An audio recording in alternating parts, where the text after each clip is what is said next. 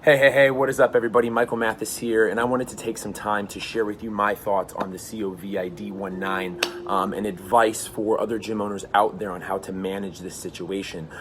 This is a world epidemic. There's total chaos happening right now, and what I like to do is I like to stick to the facts and avoid the rumors. There's a lot of people talking at work, at the gym, in your social network, and saying a lot of things that aren't necessarily proven in statistics. So dealing with any life event, always stick to the facts. We're listening to government officials and reading factual data on the COVID-19. But with epidemics, I want to share that there are positives and negatives that will come from this. And I think it just really is a general mindset on how to live your life, is to look at things on the positive side and how things can prosper. Now, there will be people during this time of crisis, an epidemic, that will prosper, that will positively change the world, that will have an impact on society. All right. And then there will be the other side of that. There will be people who continue to live in fear, who have a negative mindset, all right, and negatively affect society by spreading rumors, gossiping, not doing their share, not doing their part, whatever it is. But that's the way humanity works, all right? The people who are making, the most of things typically get rewarded in the world for them, all right? So I'm going to share with you a few things. I'm going to share with you 3 things I want to touch on, and then I also want to go into, again, my advice for gym owners on how to manage this. So the first thing I want to share is that you are in full control of your life and mindset, all right? I'm going to say that again. You are in full control of your life and your mindset. All right. You are also in full control of your reaction to these events and your continued reaction to events like this in the future. However you present yourself to these things, mindset, again, is going to dictate a lot of your life situations and how the circumstances and these epidemics go for you. All right. Now, the one thing I want to share to touch on mindset again is that you are in control of your life and mindset. There's an awesome book right here. It's called A Man's Search for Meaning by Viktor Frankl. If you have not read this book, absolute massive recommendation for you. Basically, long story short is that, and here's how this is going to relate to the coronavirus issue, is that long story short, Viktor Frankl was in multiple concentration camps, and he survived multiple concentration camps due to his psychology and the fact that he claimed that nobody in those concentration camps could take away the one thing that he had control over, and that one thing was his mindset. All right, and this whole book talks about how his mindset survived those camps. And there's 2 parts to the book, and I highly recommend you read this because, with any world tragedy, epidemic, it comes down to the mindset. All right, huge recommendation for you, so I encourage you to check that out. All right, the second thing I want to talk about right here, all right, is that you should always care for your health and your body all the time, consistently, not just when there's epidemics happening in the world. All right, and this comes down to exercising 3 to 5 times a week. This comes down to doing strength training, doing stretching, doing yoga, keeping your immune system high. All right, this comes down to the nutrition and the type of foods you eat. You should be eating some lean meats or lean proteins, fruits, vegetables, nuts, seeds. You should be avoiding dairy, avoiding sugar, all right, avoiding processed carbohydrates on a regular basis, not just during times of epidemic. You should be taking your vitamins consistently. You should be using proper hygiene. Think of how many people are washing their hands now that before never even thought about it. All right, even if society of the world just continues to follow that one habit of washing their hands, think of how many less diseases are going to be transmitted throughout that process, or throughout us just changing that one thing. All right, even moving forward after the coronavirus, that's a massive increase for us that's a massive decrease in transmitted diseases.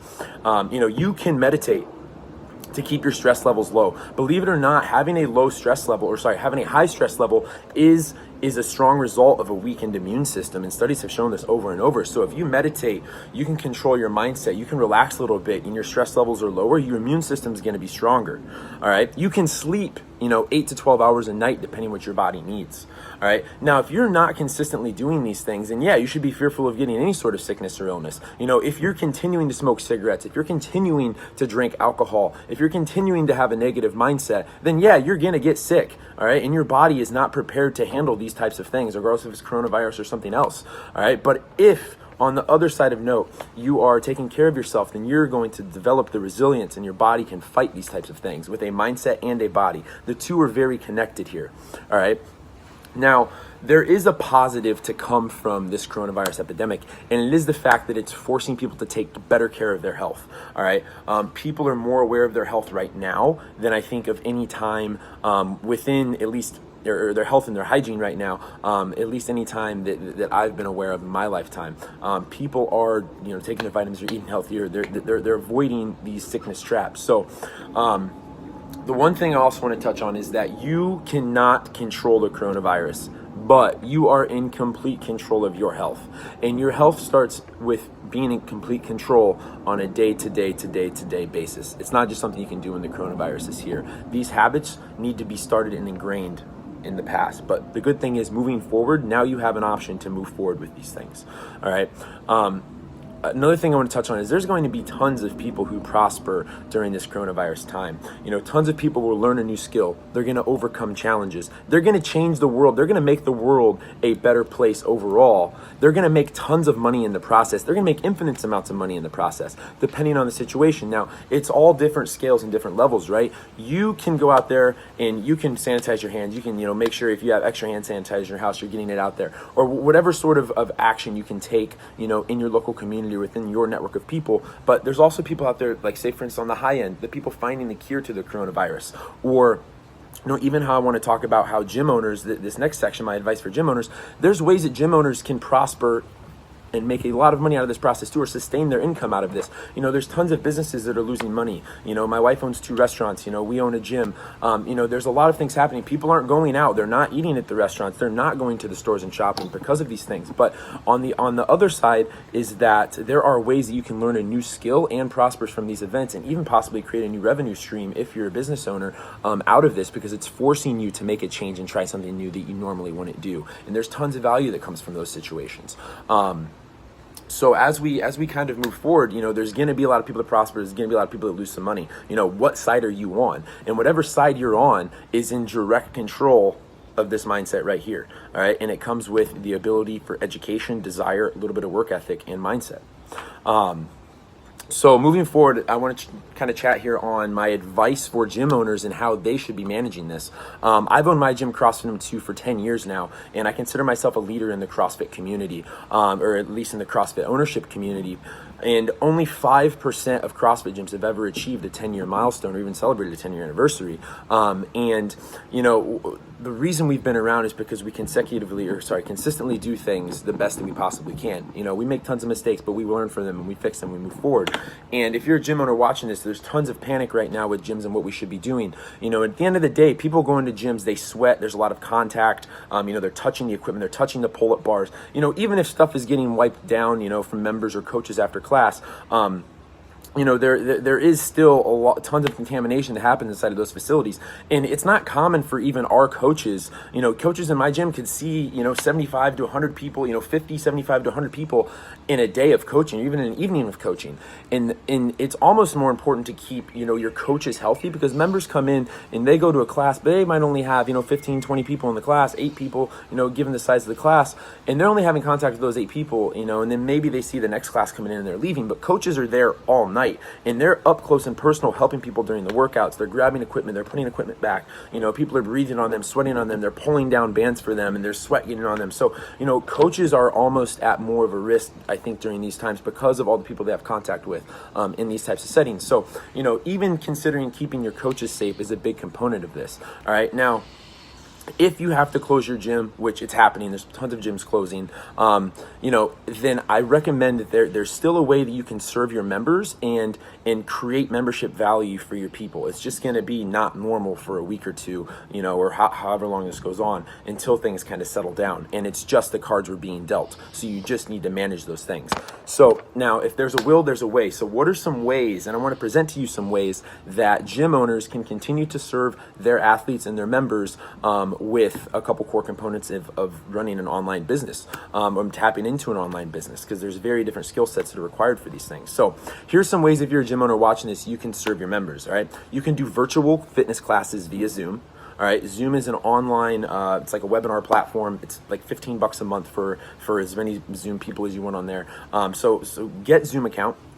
get a Zoom account, set up a class schedule. You can still have your classes, all right? You might not need to do 7 a day, maybe even just do 1 a day in the evening, 1 in the morning, whatever schedule you want to follow. And you can still take your members through workouts, change your programming, do some bodyweight workouts for a little bit. Heck, it might not be bad for your athletes to do some less weightlifting and kind of let their muscles and joints recover and get into some bodyweight stuff. Program it, put it all into your, Wodify, whatever system you use, program it in there, allow people to still check in for classes and allow people to still enter their workout data, and then get on a Zoom call just like this and say, hey guys, all right, here's our warm up today. It's all body weight, or if you want to get a little creative with your workouts, maybe just find some stuff that people would have in their house, and program that equipment into the workout, whatever it is, soup cans, milk jugs, whatever you want to do. The options are endless. And again, it comes from your mindset. All right. So run virtual classes via Zoom. All right. And encourage your members to still enter their scores, because you want to keep the community going. There's still ways you can build your community. All right. Other things you can do video check-ins with your members. This could be a time for you to jump on a video call one-on-one, touch base with your members. Hey, how are things going? What do you need the most help with? And just talk to them, hear their feedback. This can be times to do goal setting sessions with members. Maybe there's some people you haven't chatted to in a while, who, maybe their goals have changed since they've joined your gym. All right, this can be a great opportunity for you to, again, via a video call, so there's no direct contact, work with them and coach them and guide them on meeting their goals. All right, another option you can do are video meetings. All right, nutritional video meetings. All right, these can be something you set up one-on-one again, or you can even do them in a group format over the Zoom call with 20, 30, 40 people on this webinar, and talk to people about just general nutrition habits. Present them some healthy options. Answer their questions that they have. All right. You're still serving your members just in a different format. You can still be a coach. You can still guide them. It's all still effective. And a thing that I think can also come out of this is think on the positive effect of making your community stronger. Like, you're at an opportunity right now. People are going to talk about the gym closing, having to do all this online stuff and video stuff. People are going to talk about this for years, forever. You know what I mean? Like, we're going to remember this when we're 80 years old.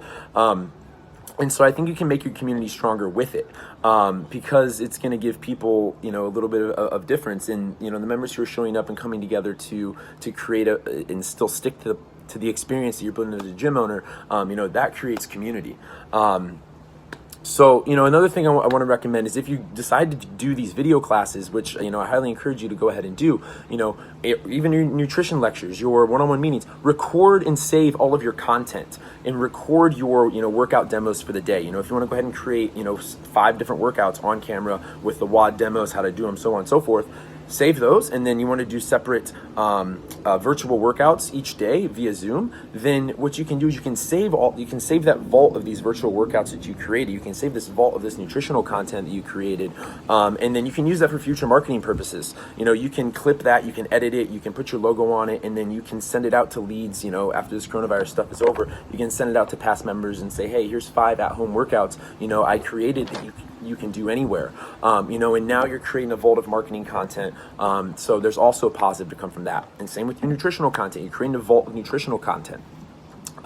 So you can post that on social media. You can share it in email format, and you're doing it in a way that you can grow your gym. Another thing that I want to recommend gym owners can do for their community and to continue to prosper, again, we don't want to lose, income. Businesses don't want to lose income during the time, but, sometimes you can. How can you grow your gym via this time? And one way you can do is, what if you open up all of your virtual workouts to your entire community? Like, your entire community is affected by coronavirus. People are in their homes. They're doing nothing. They're not exercising. They're not getting their heart rate up. They're not being healthy. But what if you as a gym owner say, hey, as a gym owner, my gym, CrossFit, XYZ, is going to open up all of our virtual classes to anybody in the local community who wants to jump on them and work out in their house with us. We're still going to be fit. We're still going to be healthy. We're still going to take care of ourselves. We'd love for you to join us.